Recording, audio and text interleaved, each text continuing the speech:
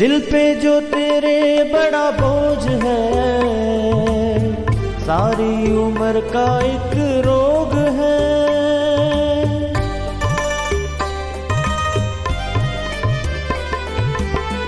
दिल पे जो तेरे बड़ा बोझ है, सारी उम्र का एक रोग है।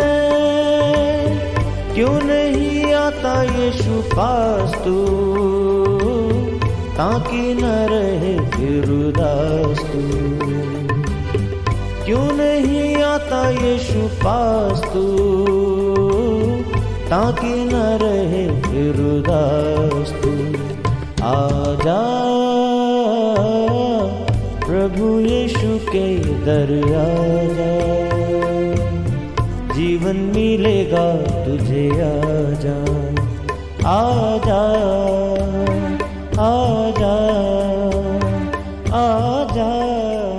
Praise the Lord everyone. मैं pastor Kulbhushan Johar, Asian church of Christ Vancouver BC की तरफ से आप सबका प्रोग्राम नई जिंदगी की ओर में बहुत बहुत स्वागत करता हूं। मैं आशा करता हूं आप सब लोग अच्छे होंगे, कुशल से होंगे और परमेश्वर में बढ़ रहे होंगे। मैं आप सबको एक बार फिर से वेलकम करता हूं परमेश्वर की हुजूरी में। और जैसा कि हर बार परमेश्वर के वचन को सीखने से पहले हम लोग प्रार्थना में जाते हैं, तो आइए हम सब लोग अपनी आंखों को बंद करेंगे, अपने सरों को झुकाएंगे, हम प्रार्थना में जाएंगे।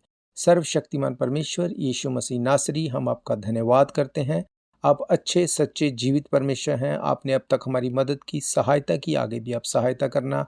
आज पिता परमेश्वर, जब तेरे वचनों के भेद हमारे ऊपर खुले, तो पिता परमेश्वर हम उसमें से सीखने पाए, हमारी आत्मा ब्लेस होने पाए। हम पिता परमेश्वर उसके गहरे भेदों को हम सुने और पिता परमेश्वर उसको समझ सकें।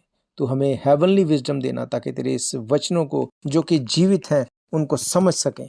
पिता परमेश्वर, हर एक शैतान की शक्ति जो तेरे वचनों के खिलाफ है, जो तेरे लोगों के खिलाफ है, मैं यीशु मसीह का दास होने के नाते हर उस शक्ति को, हर उस शैतानी युक्ति को झिड़कता हूँ, तोड़ता हूँ, डांटता हूँ और ख़त्म करता हूँ। खुदा बाप, मैं प्रार्थना करता हूँ आज की ये प्रार्थना सभा, आज का ये प्रोग्राम सचमुच हमारी ज़िंदगी को नई ज़िंदगी की ओर लेके जाने वाला हो। एक एक अपने भाई बहन बच्चे बुजुर्ग को मैं तेरे लहू में छिपाता हूँ। एक बार फिर से मैं तेरा धन्यवाद करता हूँ, क्योंकि तू हमारी प्रार्थनाओं को सुनता है और उत्तर देता है। यीशु मसीह के सामर्थी नाम से हम मांगते हैं, आमीन आमीन। आप भी बोल सकते हैं आमीन। आमीन का मतलब जो कुछ हमने मांगा परमेश्वर उसको एज इट इज रिलीज करे। और बीच में जब मैं हालेलुया का शब्द बोलता हूं, तो हालेलुया का मतलब बहुत से मेरे भाई बहन शायद नहीं जानते होंगे, तो मैं आपको बताना चाहता हूं। हालेलुया का मतलब है स्वर्ग में प्रभु यीशु मसीह के नाम की स्तुति हो। Praise God. तो जैसे कि हम पिछली बार इस बात को देख रहे थे कि जब हम विश्वास कर चुके हैं प्रभु यीशु मसीह के ऊपर, तो अब उससे आगे क्या, उससे आगे हम क्या करें कि परमेश्वर के साथ हम बने रह सकें। और मैंने आपको बताया था कि रोमन उसका 5 अध्याय में से हमने देखा था कि जब हम पापी ही थे, तो उस वक्त यीशु ने हमसे प्यार किया। मैंने आपको बताया था कि अगर अब हमें परमेश्वर के उस प्यार में बने रहना है, तो हमें उसके साथ मेल मिलाप में रहना होगा। हालेलुया। और याद रखो, शैतान कभी नहीं चाहेगा कि हमारा मेल मिलाप परमेश्वर के साथ हो। मेल मिलाप का मतलब ये नहीं कि जैसे मैंने आपको बताया था कि कभी कभी चर्च चले जाना, सरमन सुन लेना, या कभी यूट्यूब पे या किसी भी तरह से कुछ टाइम के लिए हम कुछ सुन लें। मेल मिलाप का मतलब उसकी हजूरी में हर वक्त हमें खड़े रहना है। नो मैटर व्हाट हालात हमारे और हैं या परिस्थितियां हमारे विपरीत हैं, ये कोई मायना नहीं करता। मायना ये करता है कि अगर हम परमेश्वर के साथ मेल मिलाप में हैं, तो वो हर एक घटी को, हर एक नेगेटिविटी को वो पॉजिटिविटी में बदल सकता है। हालेलुया। तो आज उससे आगे हम बात करेंगे। आज मैं आपको बताऊंगा कि उस मेल मिलाप में हम कैसे बने रह सकते हैं, कैसे परमेश्वर के साथ हम मेल मिलाप में बने रह सकते हैं। जो बातें मैं आज आपको बताऊंगा, जब आप उन्हें सुनेंगे तो आपको पता चलेगा कि मैं जो कुछ कह रहा हूं वो बिल्कुल सच है।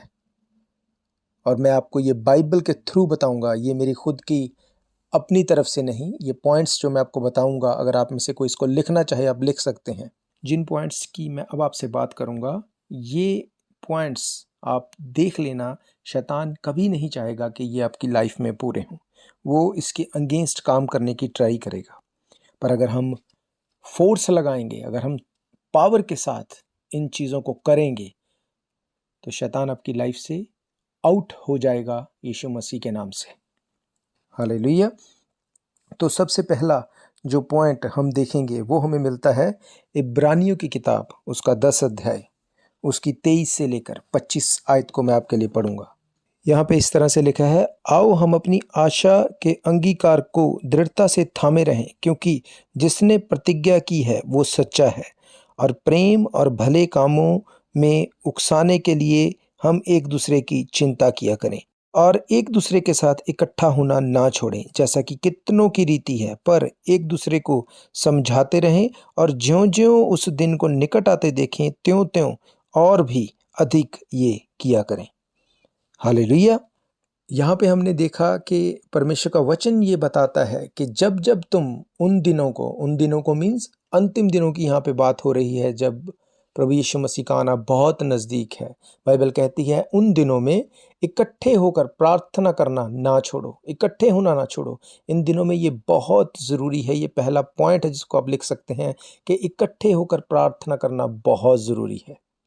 ये मैं अपनी ओर से नहीं पर बाइबल में से आपको बता रहा हूँ। पर आज प्रॉब्लम ये है कि हालात ऐसे बन गए हैं कि हम इकट्ठे नहीं हो पा रहे।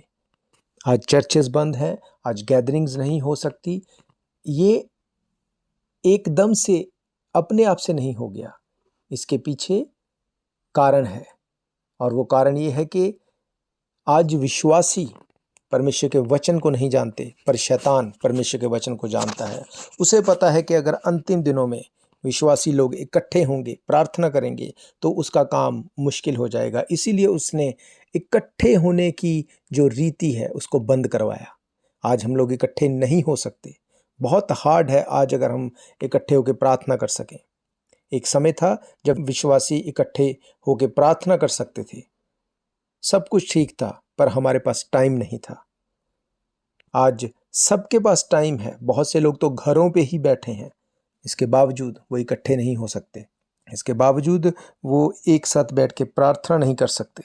आज टाइम है, सब कुछ है, पर जो मेन चीज़ जो बाइबल में बोली गई है कि एक मन होके इकट्ठे होके प्रार्थना करना ना छोड़ो, वो आज पॉसिबल नज़र नहीं आता। हालेलुया। मैं आपको बताऊंगा कि इकट्ठे होकर प्रार्थना करने की क्या महत्वता है, क्योंकि बहुत से लोगों को लगता है कि it's not a big deal. हम लोग देखेंगे प्रेरितों के काम उसका 12 अध्याय। यहाँ पे इस तरह से लिखा है, उस समय हेरोदेस राजा ने कलीसिया के कई व्यक्तियों को सताने के लिए उन पर हाथ डाले। उसने यूहन्ना के भाई याकूब को तलवार से मरवा डाला। जब उसने देखा कि यहूदी लोग इससे आनंदित होते हैं, तो उसने पतरस को भी पकड़ लिया। वे दिन अख़मीरी रोटी के दिन थे। उसने उन्हें पकड़ के बंदी गृह में डाला और 4-4 सिपाहियों के 4-4 पहरों में रखा, इस विचार से कि फसह के बाद उसे लोगों के सामने लाए। बंदी गृह में पतरस बंद था, परंतु कलीसिया उसके लिए लो लगाकर परमेश्वर से प्रार्थना कर रही थी।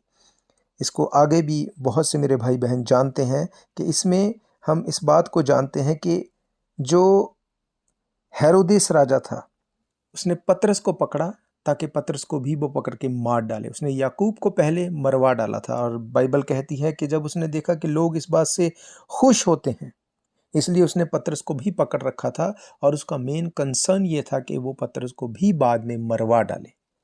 इसको आगे अगर आप पढ़ेंगे तो आपको पता चलेगा, जब हेरोदेस उसे लोगों के सामने लाने को था, उसी रात पतरस 2 जंजीरों से बंधा हुआ 2 सिपाहियों के बीच में सो रहा था, और पहरुआ द्वार पर बंदी गृह की रखवाली कर रहे थे। तो देखो, प्रभु के एक दूत ने स्वर्ग से आकर उस कोठरी में उससे कहा कि उठ और मेरे पीछे चल।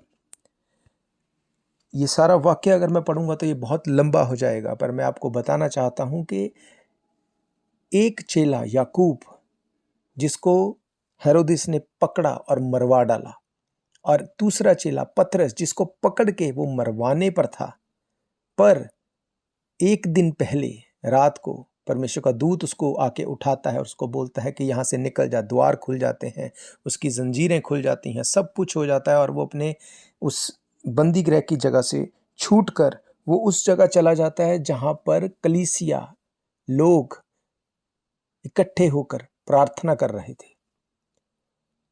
कैसे पतरस के बंधन खुल गए, कैसे वो आज़ाद हो गया, ये अपने आप नहीं हुआ। इसके पीछे एक बहुत बड़ा रीज़न था और वो रीज़न ये था कि लोग इकट्ठे होकर प्रार्थना कर रहे थे। एक साथ प्रार्थना करने की पावर शैतान जानता है, इसीलिए आज उसने ऐसे हालात बना दिए कि हम लोग इकट्ठे ही ना हो पाएं, क्योंकि वो जानता है अगर विश्वासी एक साथ प्रार्थना करेंगे तो परमेश्वर उनकी प्रार्थना को सुन के उत्तर देगा और उस शैतान का काम मुश्किल में आ जाएगा। ये बात जब तक सब कुछ नॉर्मल था, विश्वासी इस बात की इम्पोर्टेंस नहीं समझ रहे थे, पर आज हालात वैसे बन गए हैं कि हम चाहें तो भी ये मुश्किल है कि इकट्ठे हो जाएं।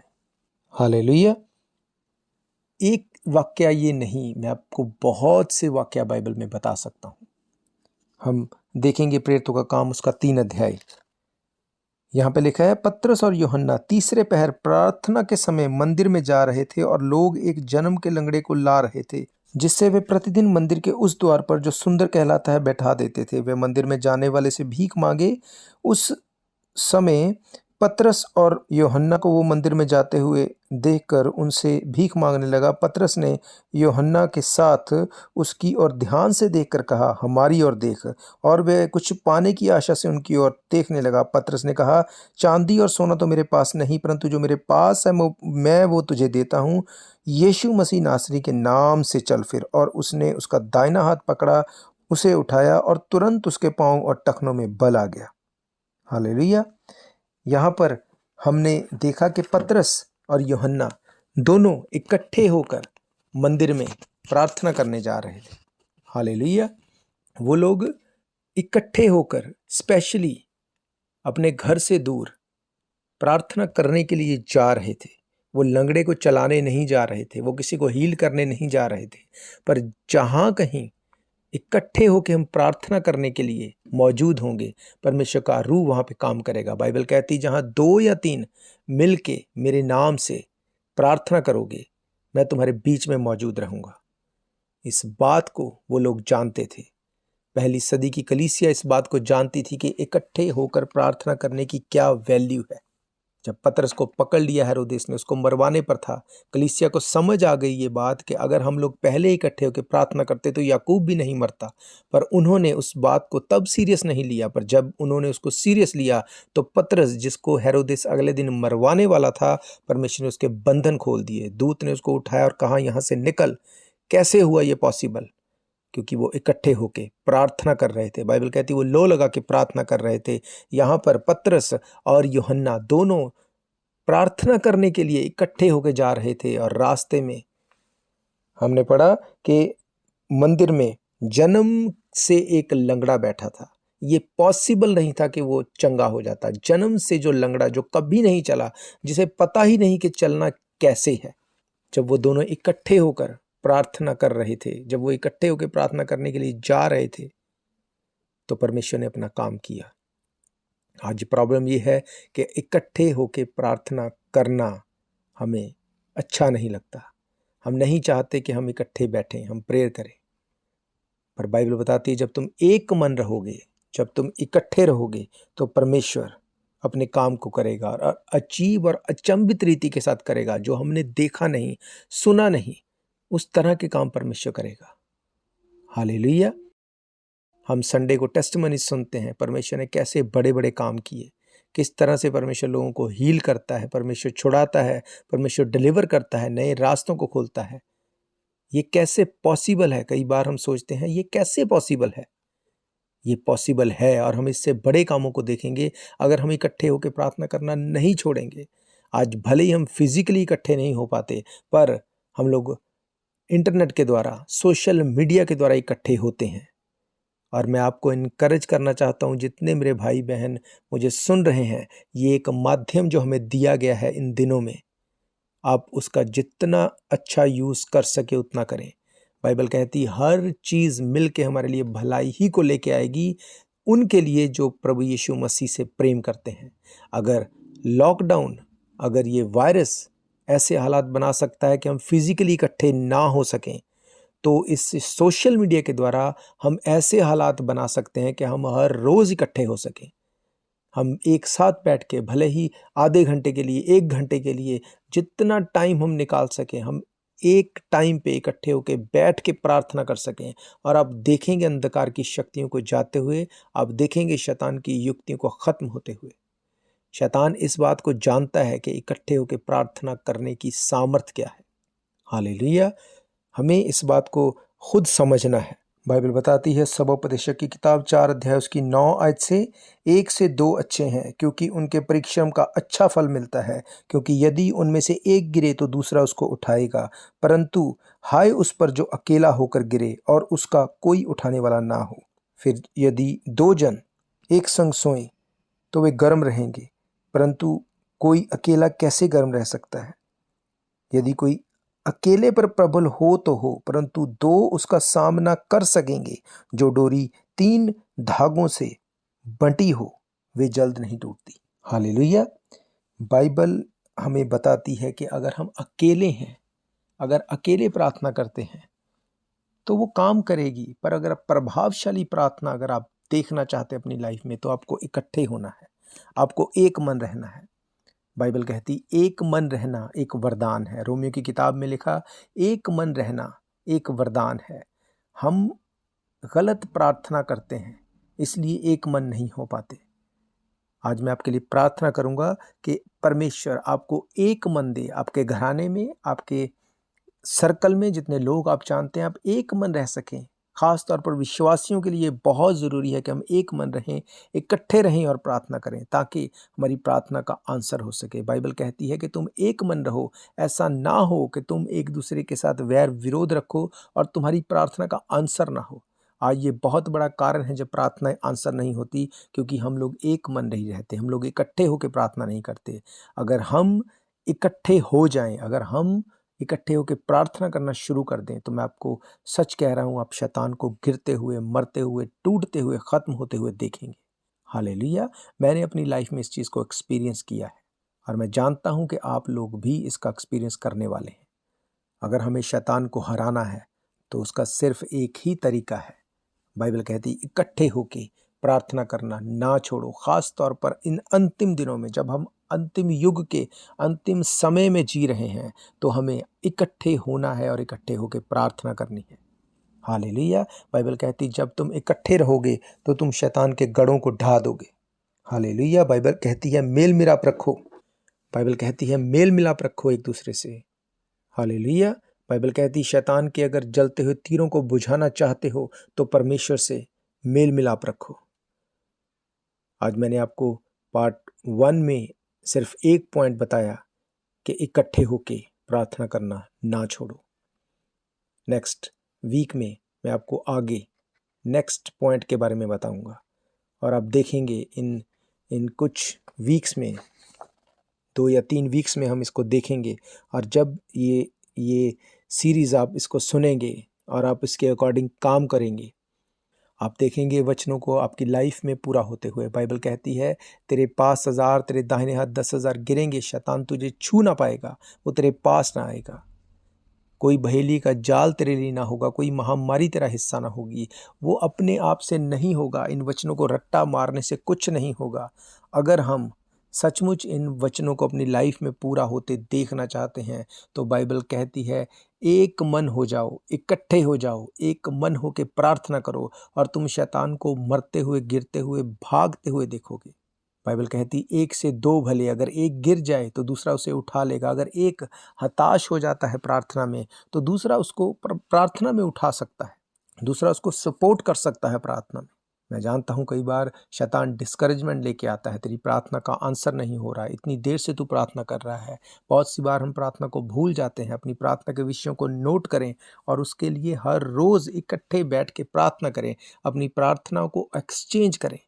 मैं अक्सर इस बात को बोलता हूँ, अपनी प्रार्थना के विषयों को एक्सचेंज करें, क्योंकि जब आप एक ही प्रार्थना को रोज़ करते हैं, आप रटी रटाई तोते की प्रार्थना करना शुरू कर देते हैं। पर जब आप अपनी प्रार्थना को किसी को देते हैं और किसी की प्रार्थना के लिए खुद बैठते हैं, तो आप उसको सोच के, समझ के, दिल से, डेडिकेशन के साथ उसके लिए प्रेयर करेंगे और आप देखेंगे आपकी प्रार्थनाओं के बाद हालात बदलते हुए, चीज़ें चेंज होते हुए आप देखेंगे।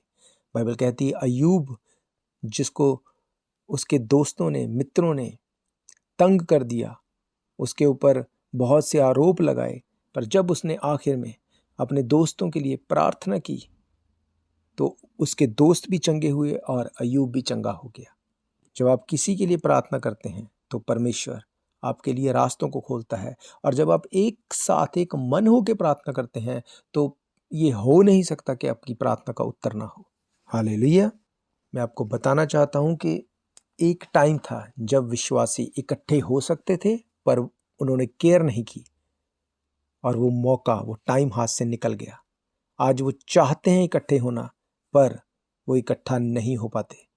आमोस की किताब कहती कि अंत के दिनों में वचन की भूख प्यास होगी, लोग मारे मारे फिरेंगे, भागेंगे कि कहीं से परमेश्वर का वचन मिल जाए, पर वो नहीं मिलेगा। और आप देखेंगे वो समय दूर नहीं है, हम उस ट्रैक पे आ चुके हैं और वो समय आने वाला है जब लोग चाहेंगे कि परमेश्वर का वचन सुन लें, पर वो सुनने को नहीं मिलेगा।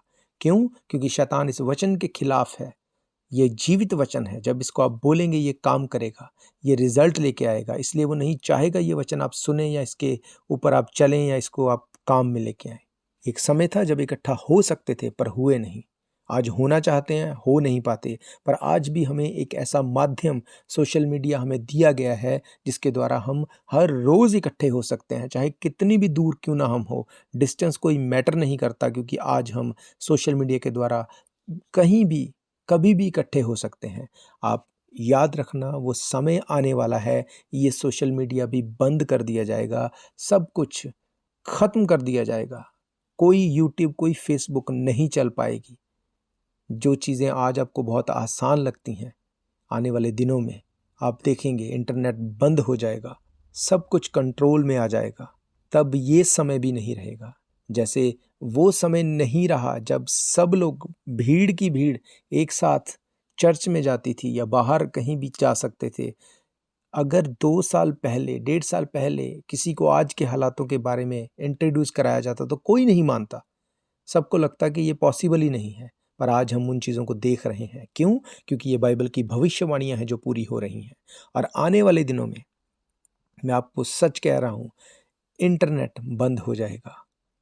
आप देखेंगे, आप सोशल मीडिया पे भी इकट्ठे नहीं हो पाएंगे। तो ये आखिरी दिन है, अंतिम दिन है, जितना हो सके एक साथ बैठ के प्रार्थना करना नहीं छोड़ो। चाहे आधा घंटा, चाहे 1 घंटा, जितना टाइम हो सके आप इकट्ठे बैठ के प्रार्थना करना, क्योंकि बाइबल कहती है कि जब तुम एक मन रहोगे परमेश्वर आपकी प्रार्थना सुनेगा। जब तुम एक मन रहोगे तो परमेश्वर उन रास्तों को खोलेगा जिनको हमने सोचा भी नहीं। आप हर अंधकार की शक्ति को खत्म होता देखेंगे जब आप इकट्ठे रहेंगे, एक मन रहेंगे। बाइबल कहती तुम एक मन रहो, ऐसा ना हो कि तुम्हारी प्रार्थनाएं रुक जाएं।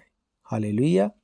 तो हमें इस बात को ध्यान में रखना है कि हमें अगर इन दिनों में, इन हालातों में बचना है तो उसका एक ही सल्यूशन है कि परमेश्वर के साथ मेल मिलाप करो, अपने गुनाहों से तौबा करो, अपने गुनाहों को मान लो। बाइबल कहती है अपने गुनाहों को एक दूसरे के सामने मान लो ताकि तुम भले चंगे हो जाओ। वो होगा कैसे? जब हम इकट्ठे होंगे, जब हम एक साथ मिलके प्रेयर करेंगे, जब हम एक साथ बैठ के फास्टिंग करेंगे। और ये वो दिन है जब हम सिर्फ प्रार्थना, प्रार्थना और प्रार्थना करें, ताकि हम उस मुश्किल दौर में खड़े रह सकें जो आने वाला है। प्रभु यीशु मसीह ने पतरस से कहा, उठो प्रार्थना करो ताकि तुम परीक्षा में ना पड़ो। ये आज वो समय है कि अगर आज हम प्रार्थना करेंगे तो हम निकल जाएंगे इस दौर से। पर अगर अब भी हम सोए रहेंगे, अब भी हम प्रार्थना में नहीं जाएंगे, अब भी हम आराधना में नहीं जाएंगे, अब भी इकट्ठे नहीं होंगे, तो वो काली अंधेरी रात आने वाली है जिसमें कोई काम नहीं होगा। बाइबल कहती है दिन रहते रहते हमें उन कामों को पूरा करना है। बाइबल कहती है, मेरा फेथ है ये वचन आपकी ज़िंदगी में काम करेंगे और आज से ही आप इकट्ठे होकर प्रार्थना करना शुरू करेंगे। अगर आप घर में, एक घर में एक से ज़्यादा लोग हैं तो बहुत अच्छी बात, आप इकट्ठे बैठ के प्रार्थना करें। पर अगर आपके साथ कोई नहीं तो आप हमारे नंबर 7788922250 के ऊपर कॉल करें, हम आपके साथ मिल के प्रार्थना करेंगे। और बाइबल कहती धर्मी जन की प्रार्थना से बहुत कुछ हो सकता है। हालेलुया। मैं आपको इनकरेज करूँगा, आने वाले दिनों की सीरीज़ को आप मिस नहीं करना। इसको फिर से सुनना यूट्यूब के ऊपर, हमारे यूट्यूब चैनल के ऊपर डेट वाइज आप सर्च कर सकते हैं और आप इस सीरीज़ को सुन सकते हैं। आने वाले दिनों में मैं आपको बताऊंगा कि और कौन कौन से पॉइंट्स हैं जिनके द्वारा हम लोग प्रेयर्स को आंसर होते देखेंगे, जो अब तक नहीं हुआ उसको होते हुए देखेंगे। हम परमेश्वर के साथ मेल मिलाप रखेंगे। बाइबल कहती है मेल मिलाप रखो, प्रेम रखो, ताकि तुम शैतान के जलते हुए तीरों को बुझा सको। हालेलुया। तो मेरा फेथ है ये वचन आपकी ज़िंदगी में काम करेंगे, ये वचन आपकी ज़िंदगी में 100 गुना फलों को लेके आएंगे। हालेलुया। अगर आप चाहते हैं कि आप हमारे साथ मिल के प्रार्थना करें तो आप इस नंबर पे कॉल कर सकते हैं, या अगर आप चाहते हैं कि संडे को हमारी जो ऑनलाइन फेसबुक 2 बजे सभा रहती है उसमें जुड़ें तो भी आप उसमें जुड़ सकते हैं। और अगर आप चाहते हैं यूट्यूब के माध्यम से, ट्विटर, फेसबुक या व्हाट्सएप के माध्यम से, उसके साथ भी आप हमारे साथ जुड़ सकते हैं। याद रखो, इन अंतिम दिनों में हमारा एक ही मकसद है कि हम इकट्ठे हों के प्रेयर करें। हम लोग परमेश्वर का वचन, जो कि सबसे बड़ी कमांडमेंट है, जाओ और सुसमाचार सुनाओ, उसको पूरा करें। बाइबल कहती खुद बचना काफ़ी नहीं, औरों को बचाना होगा। हालात अच्छे नहीं हैं और आने वाले दिनों में ये सुधरेंगे, इस बात की भी कोई गारंटी नहीं है। अच्छे दिनों की गारंटी सिर्फ यीशु मसीह है। उसने कहा मैं तुम्हें अनंत जीवन दूंगा। जिन हालातों में हम जी रहे हैं ये कुछ भी नहीं है उस नरक के सामने जो उन लोगों के लिए रखा गया है जो पाप में मरेंगे। पर अगर आप यीशु मसीह के पास आते हैं तो उसने कहा मैं तेरे पाप चाहे लाल रंग चाहे बैंगनी रंग के क्यों ना हो, मैं उन्हें बर्फ के समान श्वेत कर दूंगा। अगर आप आज उसे अपना उद्धारकर्ता ग्रहण करते हैं तो वो आपको छुड़ाने में सामर्थ। हालेलुया। आइए अपनी आंखों को बंद करेंगे, हम प्रार्थना में जाएंगे। सर्वशक्तिमान परमेश्वर, मैं तेरा धन्यवाद करता हूँ। तू जीवित परमेश्वर है, तू अनुग्रहकारी दया करने वाला है। खासतौर पर आज के इस दिन के लिए, समय के लिए जो आपने हमें दे दिया। तेरे वचन बताते हैं कि अंत के दिनों में इकट्ठे होना ना छोड़ो, और हम अंतिम दिनों में जी रहे हैं। महान परमेश्वर, मैं प्रार्थना करता हूँ जितने मेरे भाई बहन बच्चे बुजुर्ग मुझे सुन रहे हैं, इन वचनों को खुदा बाप वो फिर से सुने, उनकी ज़िंदगी में, उनकी बॉडी, उनकी सोल में ये जाएं और वो अपनी जीवन को प्रार्थना का जीवन बनाएं, तेरे साथ जुड़ें, ताकि उनकी ज़िंदगी सेम ना रहे। महान परमेश्वर, मैं प्रार्थना करता हूँ जितने लोग इस वक्त मुझे सुन रहे हैं, अगर कोई भी मेरा भाई बहन, कोई भी व्यक्ति अगर कोई बीमार है, कमज़ोर है, किसी की कोई प्रॉब्लम है, अगर कोई इस वायरस से ग्रस्त है, यीशु मसीह के सामर्थी नाम से मैं उसे चंगा होने के लिए मांगता हूँ। हर वो आत्मा जो शैतानी है, हर वो चीज़ जो उसकी बॉडी में शैतानी है, यीशु मसीह के नाम से उसे छोड़े और जाए। हर नेगेटिविटी, हर पेन, हर दर्द, हर एक वो चीज़ जो उसकी बॉडी में उसको प्रॉब्लम देती है, उसके माइंड को दूसरी तरफ लेके जाती है, नेगेटिविटी की ओर लेके जाती है, यीशु मसीह के नाम से मैं उसे बांधता हूँ, तोड़ता हूँ, कैंसिल करता हूँ। तेरा दास होने के नाते मैं कमांड करता हूँ, हर एक की बॉडी मेरी आवाज़ को सुने और चंगाई को ग्रहण करे। यीशु मसीह के सामर्थी नाम से हम मांगते हैं, आमीन। आमीन। आप भी बोल सकते हैं आमीन।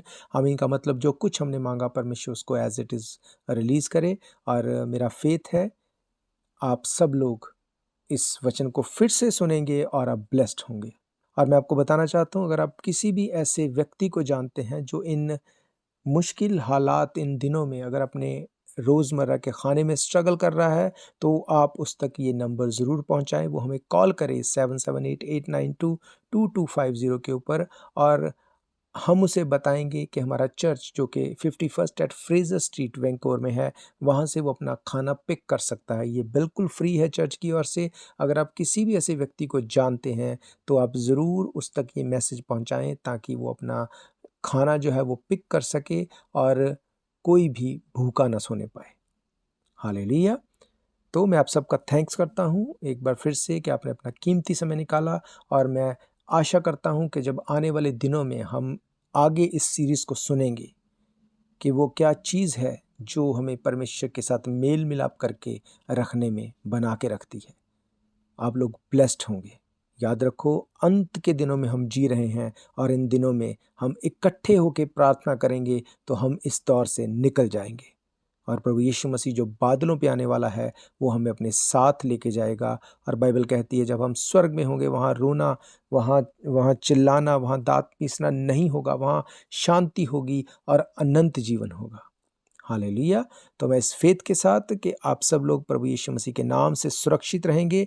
हम फिर मिलेंगे नेक्स्ट वीक सुबह 7 बजे। आप सबको छोड़ता हूँ प्रभु यीशु मसीह के नाम में हम लोग मांगते। शायद ये मौका होगा आखिरी,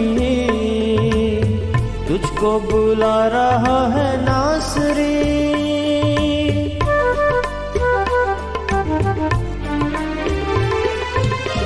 शायद ये मौका होगा आखिरी, तुझको बुला रहा है नासरी।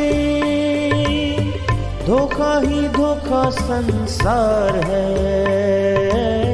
प्रभु यीशु का सच्चा प्यार है। धोखा ही धोखा संसार है, प्रभु यीशु का सच्चा प्यार है। आजा प्रभु यीशु के दर आजा, जीवन मिलेगा तुझे। आजा आजा प्रभु यीशु के दर आजा।